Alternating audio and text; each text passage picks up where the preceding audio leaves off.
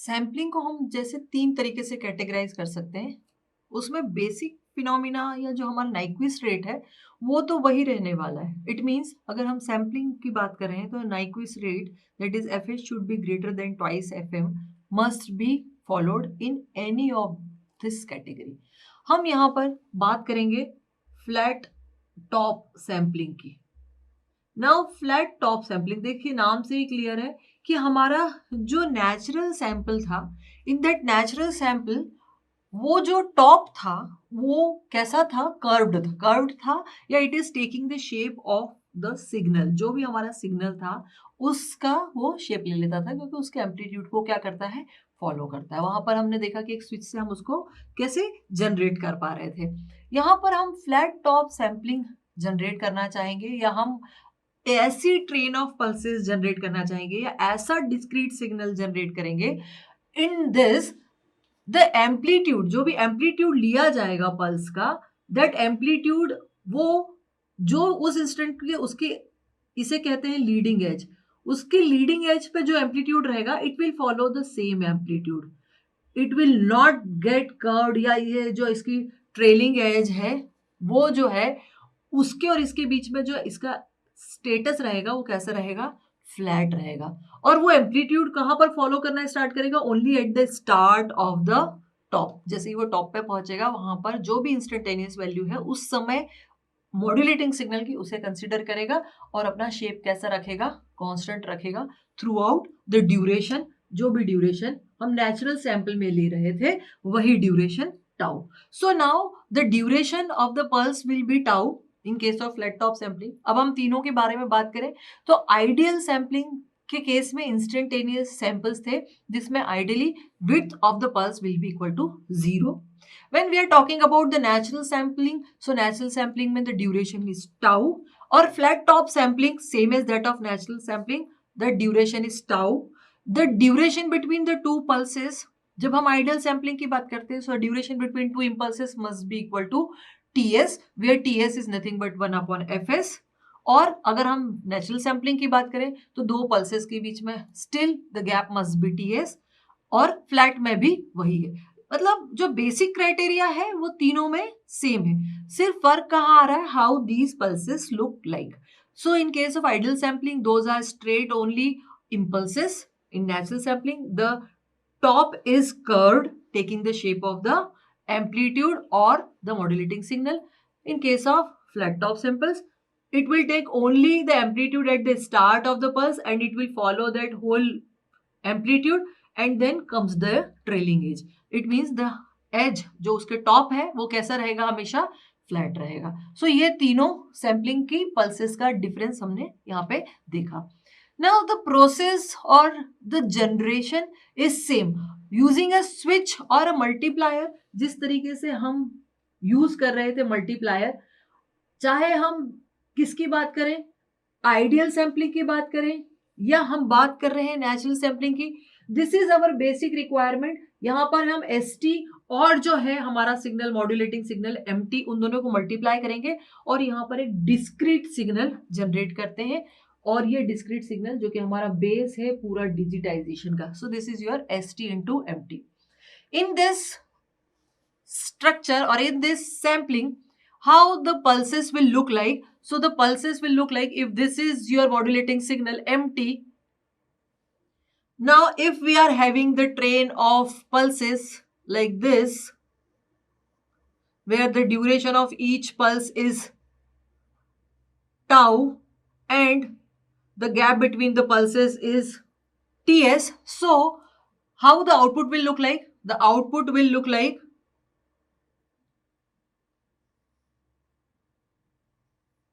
what I was saying कि इसका amplitude जो है वो कुछ भी हो, यहां पर जो पल्सेस हैं वो कैसी रहने वाली हैं, बिल्कुल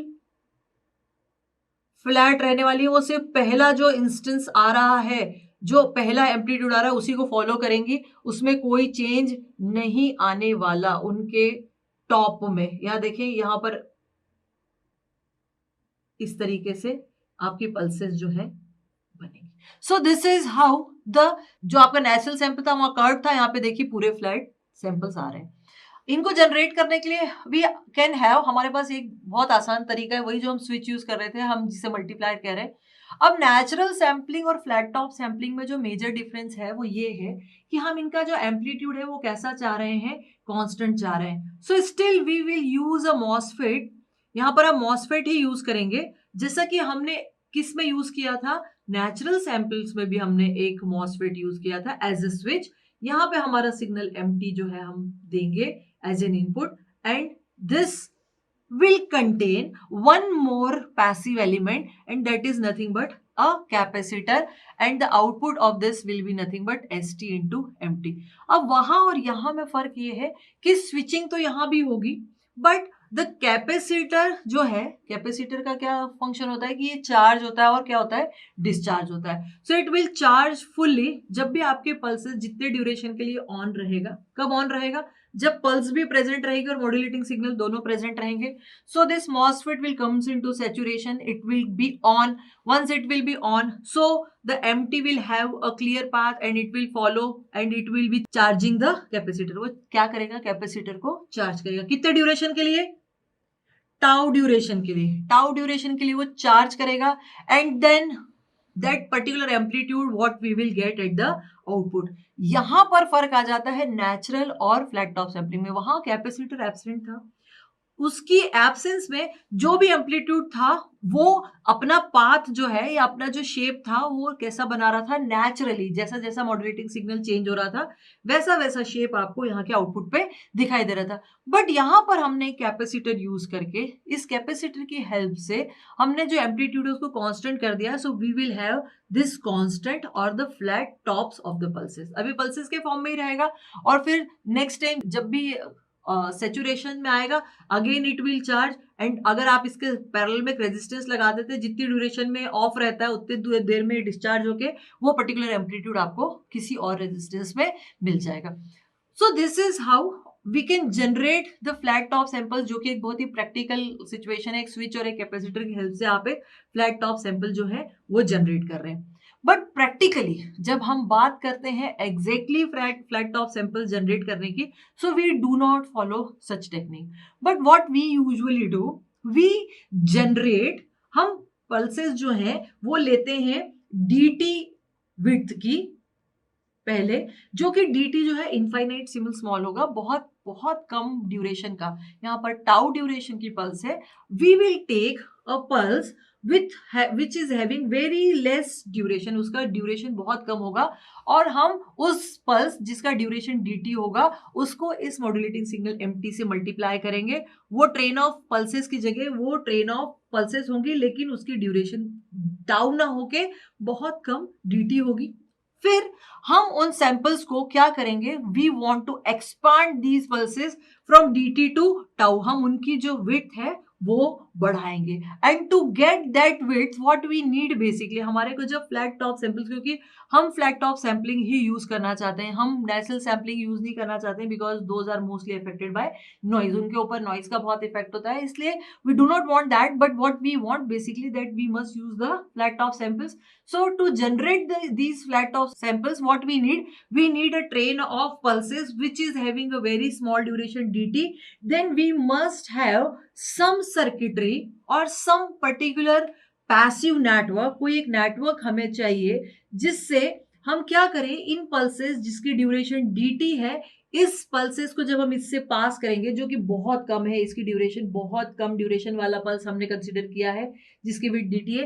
एम्पलीट्यूड में हम चेंज के बारे में बात नहीं कर रहे हैं, we are just talking about that any pulse which is having a time duration dt will be converted into a pulse which will have a duration tau which is greater than dt, ये dt से जो बड़ा होगा। So what we need, there must be no change in the amplitude. If the amplitude is 1 and this is 0, so it must keep the same amplitude as 1, only it must change the width of this pulse।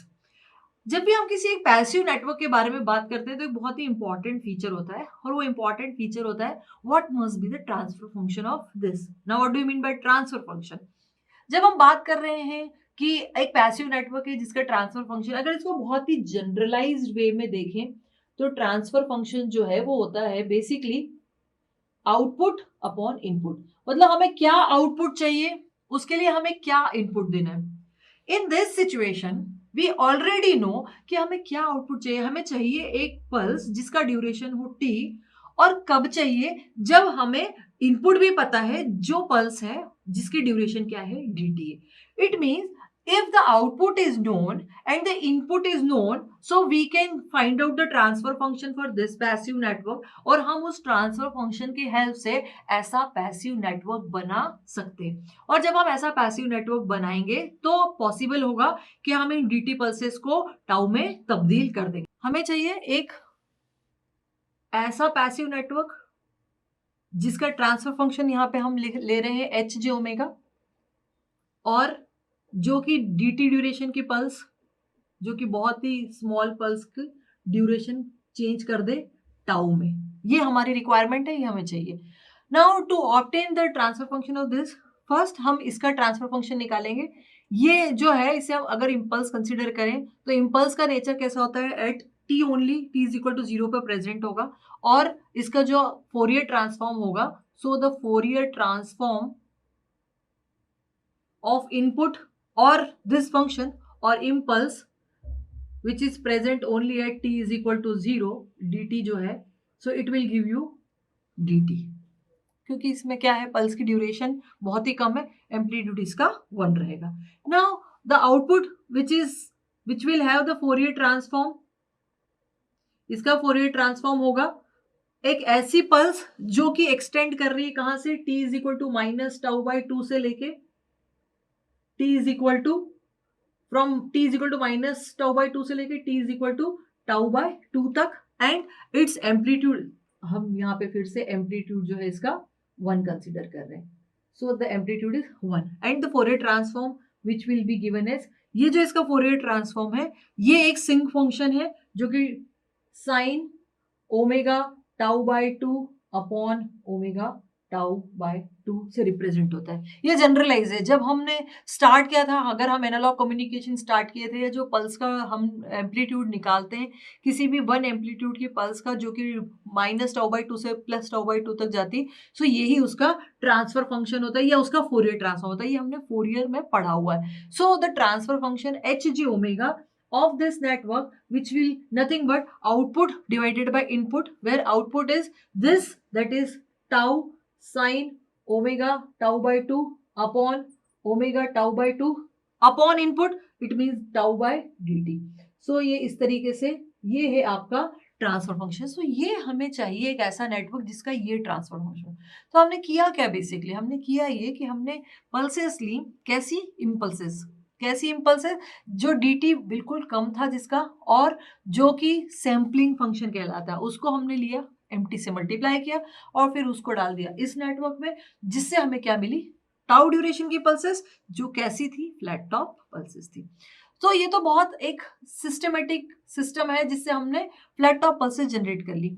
But once अगर हम इसे और deeply analyse करें तो हम समझेंगे कि because of the multiplication with this function which is nothing but a sinc function, यहाँ पर एक डिस्टॉर्शन आता है, और हम कह सकते हैं कि यहाँ पर एक इफेक्ट क्रिएट होता है which is known as aperture effect. ये एक aperture effect because we are looking the signal or observing the signal from a very infinitesimal time domain, dt से हम उसको पहले मल्टीप्लाई कर रहे हैं, बहुत कम अपर्चर में हम उसको एनालाइज कर रहे हैं, and because of that this is known as the aperture effect. Basically ये एक डिस्टॉर्शन है। डिस्टॉर्शन का मतलब होता है कि there is a lack of, जब भी आप distortion, it means there is a change in the shape of the signal. Distortion it means there is a change in the shape of the signal. तो हम flat top pulses के जो amplitudes हैं वो flat चाहते हैं, और हम ये भी चाहते हैं कि वो कैसे दिखाई दे, फ्लैट दिखाई दे, नेचुरल सैंपल्स की तरह उनका शेप जो है कर्व ना हो जाए। तो वहां पर क्या नहीं आना चाहिए, डिस्टॉर्शन नहीं आना चाहिए। But because with the multiplication of this वहां डिस्टॉर्शन आता है, तो उसका एनालिसिस या उसे अंडरस्टैंड हम करेंगे फ्रीक्वेंसी डोमेन में। हम इसे फ्रीक्वेंसी डोमेन में एनालाइज करेंगे। तो हमारा पहला रिक्वायरमेंट है, जो पहली चीज हम करेंगे वो ये है कि हम मान रहे हैं that the frequency domain representation of the signal mt, जो कि हमारा मॉड्यूलेटिंग सिग्नल है या हमारा सिंपल एक एनालॉग सिग्नल है, वो mg ओमेगा है, जो कि हम पहले से देखते आए हैं, इट इज नथिंग न्यू। ये जो mg ओमेगा है It is having a constant amplitude throughout the range from 0 to FM. ये assumption हमने लिया है कि ये जो हमारी वेव फॉर्म है ये क्या रिप्रेजेंट करी, this wave form is representing the frequency representation of the modulating signal, and this m0 is the amplitude and which is constant throughout the range from 0 to FM. Now first we'll take this empty signal, multiply it with the pulses of the duration dt. हम dt pulses से हम इन्हें multiply करेंगे तो हमें sampled signal मिल जाएगा। और हमें बहुत अच्छे से पता है कि वो सैम्पल्ड सिग्नल का जो फ्रीक्वेंसी रिप्रेजेंटेशन होता है, तब जब हम सैम्पलिंग रेट या नाइक्विस्ट रेट फॉलो करें तो वो कुछ इस तरीके से दिखाई देता है। ये बैंड वहां पे क्रिएट हो जाता है जिसे हम गार्ड बैंड कहते हैं, जो कि बहुत जरूरी है if we want to extract the signal और to recover the signal using a simple low pass filter. हमें अगर लो पास फिल्टर से उसे एक्सट्रैक्ट कर रहे हैं, क्योंकि हमारे पास कैसे फिल्टर्स हैं, प्रैक्टिकल फिल्टर्स हैं, आइडियल फिल्टर्स नहीं है, इसलिए हमें एफएस को क्या करना है, बड़ा रखना है। FS should always be greater than FM. ये हमारी बेसिक नाइक्विस्ट थ्योरम है, नाइक्विस्ट क्राइटेरिया है सैम्पलिंग के लिए। सो ये आपका फ्रीक्वेंसी डोमेन रिप्रेजेंटेशन है। पल्सेस का ड्यूरेशन है dt by ts into am not, ये इसका एम्पलीट्यूड। देखिए यहाँ पर भी एम्पलीट्यूड जो है थ्रू आउट कॉन्स्टेंट कंसिडर किया है। So in this wave form बी हम यहाँ पे बी में रिप्रेजेंट कर रहे हैं कि हमारी जो इंस्टेंटेनियस सैंपल्स हैं वो उसका सैंपल्ड फ्रीक्वेंसी डोमेन रिप्रेजेंटेशन है। अब होना क्या है, ये जो रिप्रेजेंटेशन था इसको हमने इससे मल्टीप्लाई करना है। क्यों? क्योंकि हम इसके थ्रू उसको पास करेंगे।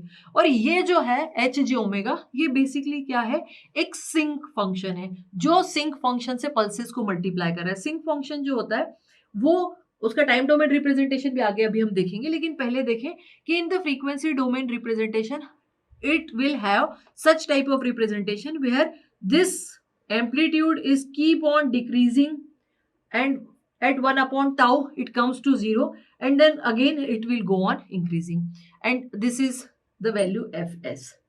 Now अगर इस सिंक फंक्शन से आपका जो एच जे ओमेगा का ट्रांसफर फंक्शन सिंक फंक्शन है, उससे जब हम इन पल्सेस को मल्टीप्लाई करेंगे, जो कि कैसी पल्सेस हैं, ऑलरेडी सैंपल्ड है, डिस्क्रीट पल्सेस हैं, उसको जब हम इससे पास करेंगे तो ये दोनों क्या होंगे, आपस में मल्टीप्लाई होंगे। And once they will multiply so it will look like this. ये इस तरीके से आपका एम्पलीट्यूड जो है 0 से FM के बीच में लाई करेगा, from 0 to FM। This is again 0 to FM and further also यहाँ पर further it means from FS से लेके ये FS प्लस FM यहाँ तक भी ये एम्पलीट्यूड इस तरीके से FS प्लस FM तक ये इस तरीके से डिक्रीज। क्यों? क्योंकि एम्पलीट्यूड यहाँ पे कीप्स ऑन डिक्रीजिंग है, तो ये यहाँ पे डिक्रीज होता जाएगा। यहाँ पर भी इस रेंज में भी ये डिक्रीज हो रहा है। आगे जाके आगे इसको इससे मल्टीप्लाई करेंगे, it will go on like this, then somewhere it will go like this, decreasing increasing, and ये आगे होगा इस तरीके से वेरिएशन। नाउ हम जो है कहाँ इंटरेस्टेड है, मेनली हम इस रेंज में इंटरेस्टेड है। अब देखिए इसको समझिए, ये मॉड्यूलेटिंग सिग्नल का फ्रीक्वेंसी रिप्रेजेंटेशन था, ये जो आपका था ये सैंपल्ड मॉड्यूलेटिंग सिग्नल जो था, जो कि जिसकी पल्स का ड्यूरेशन dt था। ये सिंक फंक्शन है जिसको हम साइन x बाय x से सिंपली रिप्रेजेंट कर सकते हैं। और ये जो है tau oblique ts m not है, टाउ जिसमें ड्यूरेशन अब कितनी हो गई है, टाउ हो गई है, तो ये उसका representation. Now just understand, just समझिए कि यहाँ पर ये एम्पलीट्यूड क्या है, कांस्टेंट नहीं, हम कैसा चाहते हैं, कांस्टेंट चाहते हैं। जब हम एक लो पास फिल्टर यूज करेंगे, if I am using A low pass filter at the receiver, तो मैं चाहूंगी कि ये 0 से FM की रेंज में एम्पलीट्यूड कैसा हो, कांस्टेंट हो, ना कि वो ऐसा डिक्रीजिंग हो। जब ये डिक्रीज कर रहा है, ये डिक्रीज जो है यही है डिस्टॉर्शन, यही है aperture effect. This decrease, this is nothing but the aperture effect which is caused by multiplication of sin x by x। तो हम देख पा रहे हैं कि अगर हम फ्लैट टॉप सैंपल जनरेट कर रहे हैं, कर तो रहे हैं, लेकिन साथ ही साथ क्या हो रहा है, डिस्टॉर्शन भी आ रहा है। अब ये डिस्टॉर्शन क्या करना है हमें, या तो हम इसे मिनिमाइज कर सकते हैं या हम इसे जीरो कर सकते हैं। जीरो करना तो कह सकते हैं कि इट्स नॉट ऑलवेज पॉसिबल, क्योंकि हमने खुद इंट्रोड्यूस किया, क्योंकि हमने dt पल्सेस को टाउ में कन्वर्ट किया है।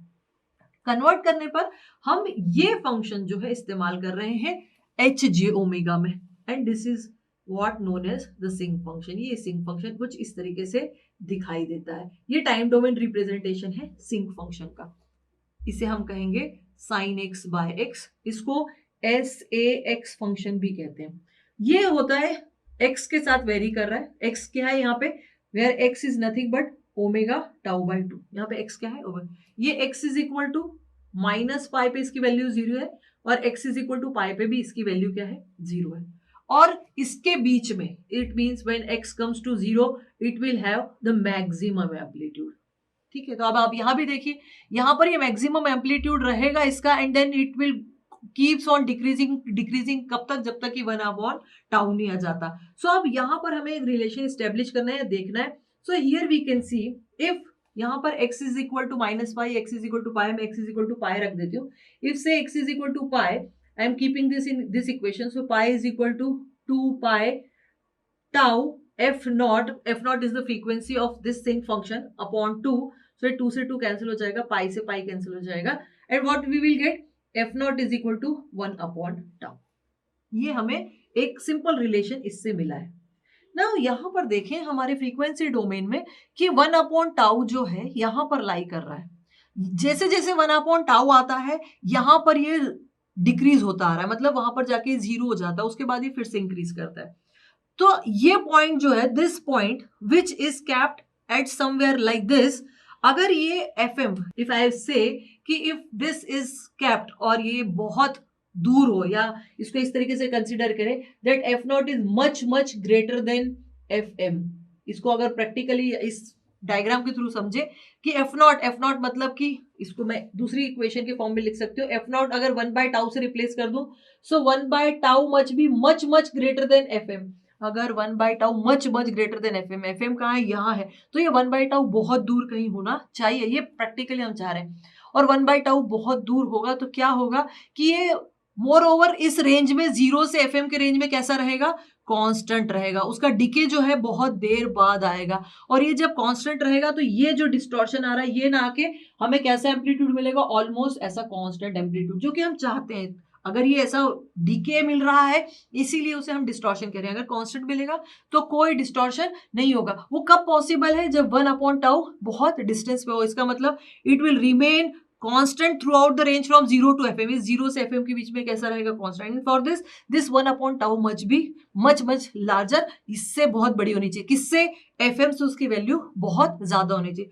अगर FM से 1/टाउ की वैल्यू बहुत ज्यादा होगी तो नेचुरली ये जो डीके है वो बहुत देर से आएगा, और डीके देर से आएगा तो distortion as minimum as possible. I am not saying that the minimum बहुत कम मतलब 0 हो जाएगा, it could not be 0, it could be 0 only in one situation when the tau becomes 0, और tau becomes 0 इसका मतलब फिर से हमारे पास कैसी पल्सेस है, सिर्फ इंस्टेंटेनियस पल्सेस हैं या पल्सेस है जिनकी ड्यूरेशन क्या है dt, इसका मतलब हमने ये किया ही नहीं, मतलब हमने इसको मल्टीप्लाई किया ही नहीं। जब टाउ इज इक्वल टू 0, क्योंकि हमें टाउ 0 करना है तो हमारे पास इंस्टेंटेनियस सैंपल्स ऑलरेडी है, उसमें तो यहाँ पे कांस्टेंट ही मिल रहा है, बट हमें चाहिए सम ड्यूरेशन टाउ की पल्सेस जो कि कैसी हो, फ्लैट टॉप हो, और जब भी आप फ्लैट टॉप सैंपलिंग करेंगे तो कुछ ना कुछ डिस्टॉर्शन बहुत माइनर आएगा।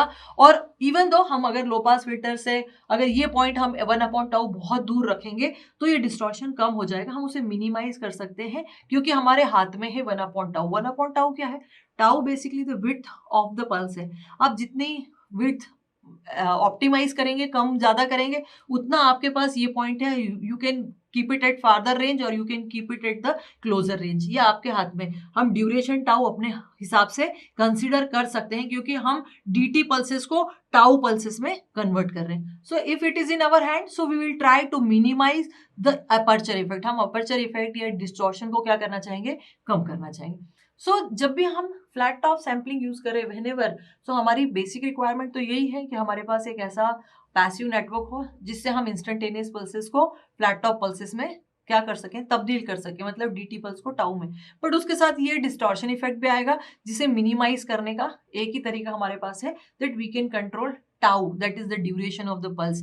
दो पल्सेस के बीच का गैप ts हमारे हाथ में नहीं है, क्योंकि वो तो किस पे डिपेंड करेगा, FM पे डिपेंड करेगा। जितना ज्यादा FM होगा सो FS is always be greater than twice FM, वो तो सैम्पलिंग रेट या नाइक्विस रेट से डिसाइड होगा। So that is not in our hand. What is in our hand? We can control tau and try to reduce the distortion or the aperture effect in case of flat top sampling.